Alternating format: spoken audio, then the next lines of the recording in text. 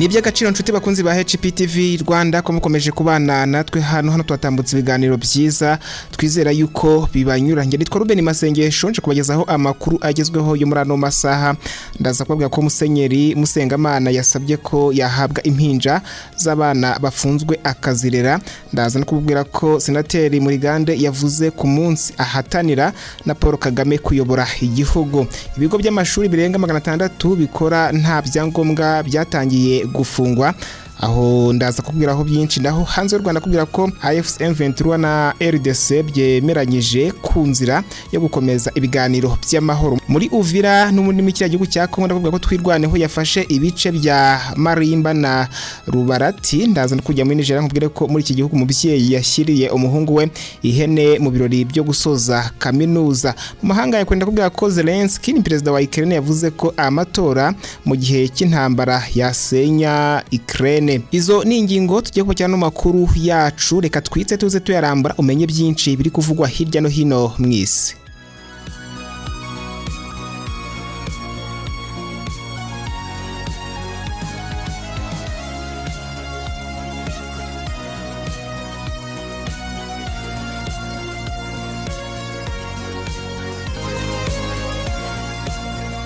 Aya makuru katuyatangiye kuri inkuru ko Senateri Murigande yavuze ku munsi ahatanira na Paul Kagame kuyobora igihugu. Senateri Charles Murigande yavuze ko guhatana na Paul Kagame ku mwanya wa perezida mu matora y'umukuru w'igihugu cy'u Rwanda yabaye mu mwaka w'ibihumbi 2000 byari uburyo bwo gukurikiza icyo itegeko rigena. Ibi yabivugiye mu kiganiro cyaciye kuri PK Media 24 kwa 22 Kanama 2026 nyuma ya jenoside yakorewe abatutsi muri Mata 1994 mu Rwanda. Pasiteri Bizimungu yabaye perezida w'inzibacyuho w'u Rwanda kugeza mu bihumbi 2000 ubwo yeguraga. Nyuma yaho habaye amatora y'umukuru w'igihugu aho mu bakandida harimo Paul Kagame ari nawe wari vice perezida wa Charles Murigande. Nyuma yaho habaye amatora y'umukuru w'igihugu aho mu bakandida harimo Paul Kagame ari nawe wari vice perezida wa Charles Murigande. Umunyamakuru yabajije Senateri Murigande niba byari byoroshye guhatanira umwanya wa Paul Kagame wari vice perezida kandi wayoboye urugamba rwo kubohora igihugu. Yasubije ko muri biro politike y'ishyaka rya FPR Inkotanyi yatoye Murigande Charles wari umunyamabanga mukuru wayo na Paul Kagame ngo babe ari bo batorerwa uwa perezida. Ati icyo gihe itegeko nshinga twagenderagaho ryateganyaga ko perezida w'inzibacyuho ari uriho aramutse agize impamvu zituma adashobora gukomeza kuba perezida, umutwe wa politiki aturukamo ugomba guhita utora abantu babiri bakagezwa ku nteko ihuriyemo abadepite na ba ministeri hanyuma ikabatoramo uba perezida. Senateri Charles Murigande avuga ko yagiye kubera ko hari hakenewe abakandida babiri naho ubundi yabonaga ko Paul Kagame ari we wari ukwiye kuba umukandida. Reka kandi tubabwire ko ibigo by'amashuri birenga 600 bikora nta byangombwa byatangiye gufungwa. Ubugenzuzi ku byangombwa byo gukora ibizwi nka accreditation buri gukorwa n'ikigo cy'igihugu gishinzwe ibizamini n'ubugenzuzi bw'amashuri NESA buzasiga ibigo birenga 600 mu gihugu hose bitujuje ibisabwa bifunzwe cyangwa ibi byujuje bihabwa ibyangombwa, ibindi bihagarikwe mu rwego rwo kuzamura ireme ry'uburezi rishingiye cyane kuho amasomo atangirwa. Ibigo birebwa ubu bugenzuzi mu gihugu hose birenga 600 byashinzwe n'abikorera kandi bisanzwe bikora nta byangombwa. Umuyobozi w'ishami rishinzwe ubugenzuzi muri NESA Kavutse Vianney Auguste yabwiye igihe ko ibigo biri gukorwamo ubugenzuzi birimo ingeri zinyuranye harimo ibyari byarafunguwe n'ikigo cyahoze ari WDA ariko bigaragara ko aho bikorera ubu hatujuje ibisabwa. Harimo kandi ibyo abantu bagiye bashinga ku giti cyabo byigisha abana bake ariko bikorera ahantu hatujuje ibisabwa. Andi mashuri arebwa n'ubu bugenzuzi by'umwihariko nta marerero ahabwa ibyangombwa n'inzego z'ibanze n'ikigo gishinzwe imikurire no kurengera umwana NCDA ariko ugasanga harimo abana biga kugeza mu mashuri abanza. Uyu muyobozi yaboneyeho gushyira umucyo ku mashuri arenga 30 yahagaritswe mu murenge wa Kinyinya mu karere ka Gasabo muri Nyakanga 2026 bagaragaza ko basanze hamwe amarerero yarahinduwe amashuri. Ubu bugenzuzi bugamije gukuraho ikibazo cy'amashuri yagiye yitangiza mu gihugu hose, ayo bikabije cyane agahagarikwa, andi agasabwa gushaka ibyangombwa, kandi rizakomeza kugeza yose ahawe ibyangombwa andi ahagaritswe. Areka kandi tubabwire ko bamwe mu bayoboye urugomo rwakorewe abashinzwe umutekano i Nyabugogo bafunzwe.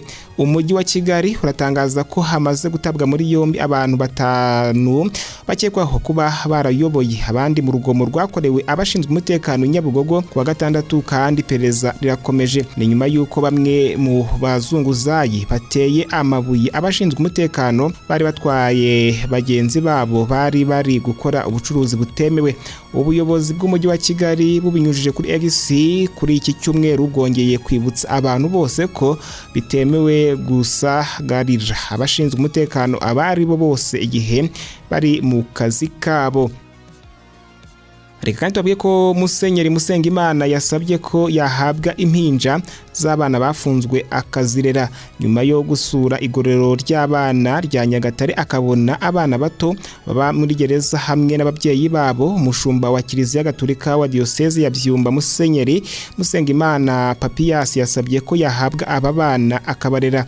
Musenyeri Musengimana yabigarutseho ku 23 Kanama 2026 ubwo hasozwaga ihuriro rya 23 ry'urubyiruko Gatolika ku rwego rw'igihugu ryabereye muri Diocese Gatolika ya Byumba, ryatangiye kwa 19 Kanama.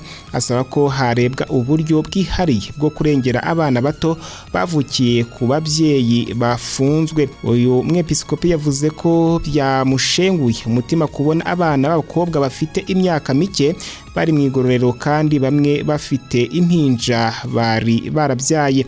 Ati birababaje kubona umwana w'imyaka 14-15 ari mu igororero afite akana k'amezi 4 cyangwa 5. Birababaje rwose. Abadepite n'abashinga amategeko agenga gufunga abana akwiye gusubirwamo. Musenyeri Musengimana yavuze ko ikibazo gikwiye kwitabwaho kuko abana bavuka kuri ba nyina bafunze bashobora kumara igihe kinini bari muri za gereza, nyamara nta ruhare bagize mu cyaha cyatumye umubyeyi we afungwa. Ati uwo mwana azamara imyaka yose abana na nyina mu igororero. Musenyeri Musengimana yavuze ko ibyo yabonye byamubabaje cyane kugeza ubwo yasabye ko abo bana bahabwa ubundi buryo bwo kurerwa hanze y'igororero.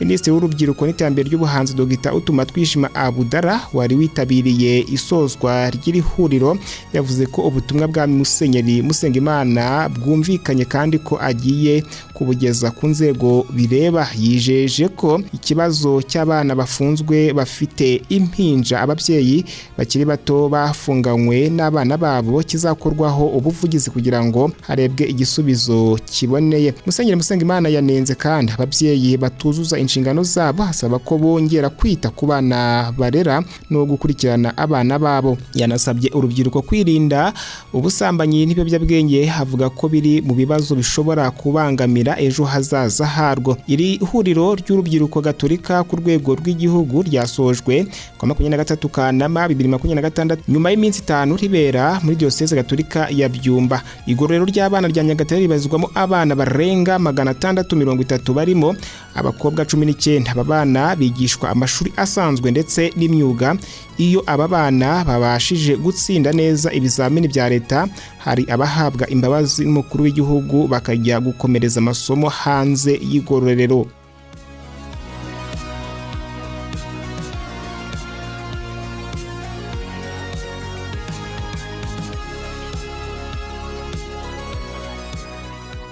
Reka dukomeze hanze y'u Rwanda babwire ko AFC M23 na RDC byemeranyije ku nzira yo gukomeza ibiganiro by'amahoro. Umutwe wa AFC M23 na guverinoma ya Repubulika Demokarasi ya Kongo byemeranyije ku mugambi ugamije guteza imbere inzira y'ibiganiro by'amahoro no gushyiraho uburyo bwo gukurikirana ishyirwa mu bikorwa ry'ibyo bemeranyije mu biganiro n'amasezerano ya Doha. Ibi byatangajwe nyuma y'inama yamaze iminsi 5 yabereye mu Busuwisi kuva kwa 17 kugeza kwa 21 Kanama, aho impande zombi zasuzumye aho inzira y'ibiganiro igeze ndetse n'ibibazo byagiye bitinza ishyirwa mu bikorwa ry'ibyo bumvikanyeho. Impande zombi zatangaje ko hari intambwe imaze guterwa mu gushyiraho uburyo bwo kugenzura ibahirizwa ry'amasezerano y'agahenge, hari byo bise Expanded Joint Verification Mechanism Plus cyangwa se EGVM Plus.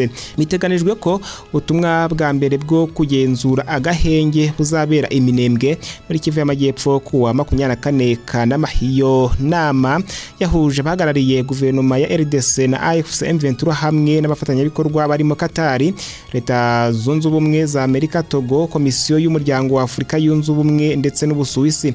Itangazo rihuriyeho ry'impande zombi rigira riti impande zombi zongeye gushimangira ubushake bwo gukomeza ibiganiro bigamije amahoro no gukemura amakimbirane binyuze mu ishyirwa mu bikorwa ry'amasezerano. Uburyo bushya bwo gukurikirana ishyirwa mu bikorwa ry'amasezerano buzajya busuzuma aho ibikorwa bigeze no gufasha gukemura ibibazo bizagaragara mu gihe impande zombi zikomeje kubahiriza ibyo ziyemeje. Gusa ishyirwa mu bikorwa ry'aya masezerano yashyiriweho umukono mu biganiro bya Doha ryakomeje kugorana cyane cyane kubijyanye no kurekura imfungwa, kubahiriza agahenge ndetse n'ingamba z'ubutabazi. Impande zombi zimaze kumvikana ku ngingo 3 mu 8 ziteganijwe mu nzira iganisha ku masezerano y'amahoro. Izumvikanyweho zirimo ihererekanya ry'imfungwa, agahenge ndetse n'ibijyanye n'ibikorwa by'ubutabazi. Hasigaye ibiganiro ku bindi bibazo birimo gusubizaho ubutegetsi bwa leta mu bice byose by'igihugu, ivugururwa ry'inzego, imiyoborere ihuriyeho n'abaturage, gahunda z'umutekano, ibibazo by'irangamuntu n'ubwenegihugu ndetse no kongera kubaka imibereho y'abaturage, ubutabera, ukuri n'ubwiyunge. Tukiri muri kino gihugu kandi muri Uvira twirwaneho yafashe ibice bya Marimba na Rubarati. Imirwano mishya yongeye kwaduka kuri 23 Kanama 2026 mu misozi ya Uvira mu ntara ya Kivu y'Amajyepfo, aho bivugwa ko abarwanyi batwirwaneho bigaruriye ibindi bice mu mirwano yabahuje n'ihuriro ry'ingabo rwanira ubutegetsi bwa Kinshasa. Amakuru aturuka mu nzego z'ibanze avuga ko imirwano ikaze yumvikanye mu gitondo cyo kuri cyumweru mu misozi ya Uvira muri Kivu y'Amajyepfo hagati y'inyeshyamba za Wazalendo zifatanyije na FDL n'abarwanyi b'umutwe wa twirwaneho barizwa muri AFC M23. Biravugwa ko izi nyeshyamba ziganjemo abanyamurenge zafashe ibice bya Marimba na Rubarati. Biravugwa ko kandi imirwano ikomeye yabereye muri Marimba kuri axe ya Masango, aho ibirindiro bitatu byari bifitwe na FARDC, ingabo za Repubulika Demokarasi ya Kongo na Wazalendo, byibasiwe n'ibitero byagabiwe icyarimwe, nubwo harandi makuru avuga ko inyeshyamba za Wazalendo arizo zashoje imirwano. Iyi mirwano ibaye nyuma y'amasaha make mu Busuwisi hasojwe ibiganiro bishya hagati ya guverinoma ya Kongo n'ihuriro AFC M23 mu rwego rw'inzira y'amahoro ya Doha. Impande zombi zasuzumye intambwe imaze guterwa n'imbogamizi zijyanye no gushyira mu bikorwa uburyo buhuriyeho bwo gukurikirana ihagarikwa ry'imirwano. Isubukurwa ry'imirwano muri Uvira ryerekana itandukaniro rikomeje kugaragara hagati y'ibiganiro bya politike n'imiterere y'ikibazo cy'umutekano gikomeje kugaragara mu burasirazuba bwa Kongo, aho leta n'imitwe yitwaje intwaro bikomeje kurwana nubwo impande zombi ziyemeje kenshi guhagarika imirwano. Reka dukomereze muri Nigeria, nkubwire ko umubyeyi yashyiriye umuhungu we ihene mu birori byo gusoza kaminuza. Umubyeyi wo muri Nigeria yashyiriye umuhungu we ihene ku munsi wo gusoza amasomo nyuma yo kumusezeranya ko azamutungura naramuka arangije amashuri ye. Promise Okoro w'imyaka 23 yigaga muri Federal Polytechnic Nekede muri leta ya Imo muri Nigeria. Umubyeyi wa Promise Chiyeye Okoro yavuze ko yifuzaga guha umuhungu we imodoka yo mu bwoko bwa Jeep, ariko ubushobozi bukaba butaramwemereye kuyigura. Ati nta bushobozi mfite bwo kugura Jeep kuko ni nayo modoka nkunda cyane, ntabwo nari kuyibona, niyo mpamvu navuze nti reka mushakira akantu gato namuha. Promise yavuze ko atarazi ko nyina yari yiteguye kumutungura ku munsi wo gusoza amasomo, ko umwe mu bo biganaga ari ari we wamuhamagaye amusaba kujya kureba nyina. Promise yavuze ko amaze kubona iyo hene ibyishimo byamusaze. Yagize ati nishimye cyane, numvaga nkozwe ku mutima, ntabwo nigeze ngira isoni z'impano mama yampaye. Yavuze ko ahubwo iyo mpano yamwibukije isezerano nyina yari yaramuhaye ubwo yatangiraga amashuri. Yamubwiye ko naramuka yize neza akirinda imyitwarire mibi, kudata ishuri no kwishora mu bikorwa byatuma atagera ku ntego ze, yari kuzamushimira ku munsi azasozaho amasomo. Ciyere yavuze ko umuhungu we yakoze ibyo yamusabye, bityo ko nawe yumvaga yagombaga kubahiriza isezerano yamuhaye. Yavuze ko iyi hene yayiguze ibihumbi 130, ni ukuvuga tuyavunje mu mafaranga y'u Rwanda. Reka dusoreze muri Ukraine mbabwire ko Zelensky yavuze ko amatora mu gihe cy'intambara yasenya Ukraine. Perezida wa Ukraine Volodymyr Zelensky yavuze ko gukora amatora mu gihe igihugu gikomeje kurwana n'Uburusiya bishobora gusenya Ukraine kubera ko byateza amacakubiri mu banya-Ukraine. Aya magambo ya Zelensky yayatangaje ku cyumweru ubwo yavugaga ku bijyanye n'igitekerezo cyo gukora amatora mu gihe cy'intambara, nyuma y'uko uwahoze ari minisitiri w'ingabo Mikhailo Fedorov yari yasabye ko hakorwa amatora mu gihe intambara igikomeje. Zelensky yavuze ko amatora mu gihe igihugu kiri mu ntambara ashobora kugira ingaruka mbi ku bumwe bw'igihugu. Ati nizera ko niba dushaka gusenya igihugu twakomeza tugana ku matora muri ubu buryo bw'intambara. Amategeko ya Ukraine abuza gukora amatora mu gihe cy'intambara.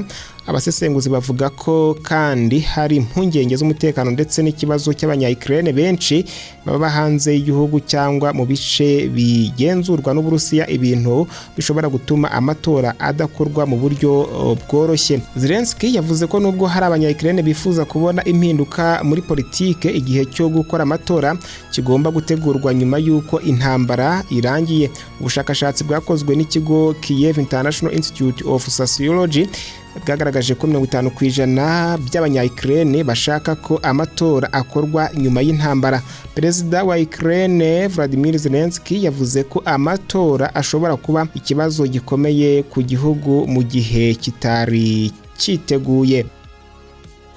Ni naha dusoje amakuru yaragezwe twe twabateguriye. Tubashimira ko mukomeza kubana natwe, n'ubundi mukomeze mudukurikire.